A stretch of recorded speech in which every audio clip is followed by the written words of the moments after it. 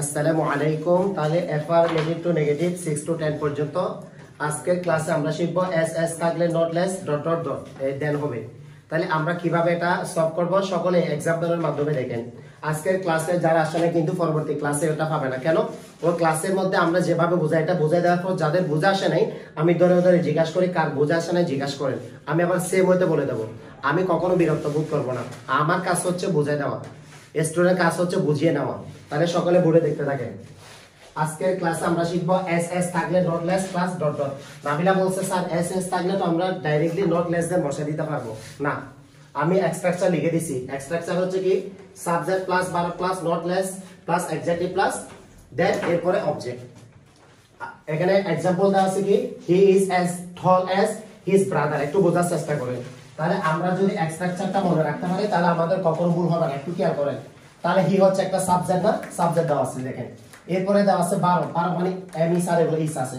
এরপর আমরা কি করব নট লেস দেন নিয়ে আসবো। নট লেস দেন নিয়ে আসি, নট লেস নিয়ে আসি দেন আনি নেই আনছি।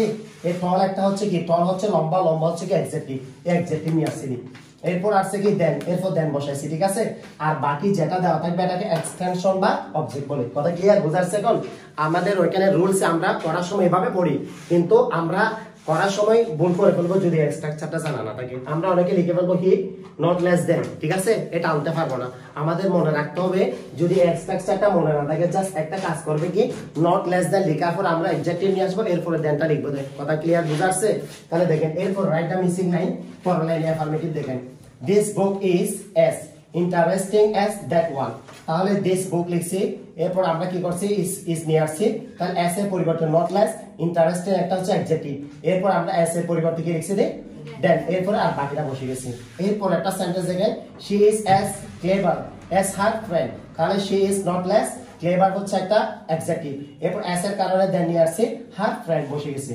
এরপর আসছে the rose is as beautiful as the lily।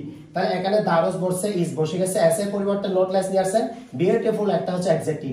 এরপর এস এর পরিবর্তে দেন বসে আর বাকিটা বসে দিয়েছেন অবজেক্ট বা এক্সটেনশন। এরপর আসছে the question is the rose is not less beautiful than the lily. এখানে কি লিখছেন? আচ্ছা এটা this question is as easy as that one. তাহলে आंसर কি হবে this question is not less easy than তারপর that one। আপনাদেরকে বোঝা আসছে নাকি বুঝাই দিতে হবে? আচ্ছা ঠিক আছে, এখানে যে একটা সেন্টেন্স লেখা আছে আমরা করে ফেলছি, এখানে দেখেন সবাই। তাহলে কি দেওয়া আছে sometimes she sometimes helps me। এটার आंसर কি হতে পারে আপনারা বলেন তো একটু? রাজিম বলো কি হবে দেন? she not always help us। আচ্ছা এই নাজিম বলাটা হইছে? ও যে বলছে not she হ্যাঁ she not always help me। এখানে আমি বলে দিই, এখানে আপনারা যে একটা ভুল করছেন কি জানেন, এই she লেখার পর এখানে ডাজ নট ইউজ করতে হবে। কেন স্যার? যদি আমাদের হেল্প হয় বারো যদি এস বাই এস থাকে তাহলে she does not always help me। কথা ক্লিয়ার? আচ্ছা এরপরে এটা মিথিলা বলো they sometimes go to the park। Sentence এটা কি হবে? এখানে কিন্তু B1 মনে রাখবেন, B1 থাকলে কি চেঞ্জ করতে বলছি বলো? they not always go to the park।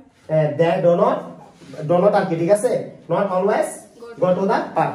ভুলে গেছেন আপনারা, এগুলো সেন্টেন্স গুলো প্র্যাকটিস করতে হবে, ঠিক না? বল না?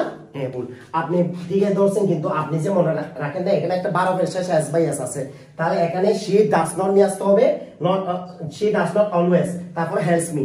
এখানে কি নিয়ে আসতে হবে? এখানে তো বারফের শেষে এস বাই এস নেই, B1 না। তাহলে এখানে they do not sometimes থাকলে not always, তারপর কি লিখতে হবে go to the park।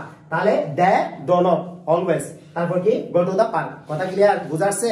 আমি এটা কোশ্চেন কেন করছি, আপনারা এতদিন যে করছেন এগুলা প্র্যাকটিস করছেন।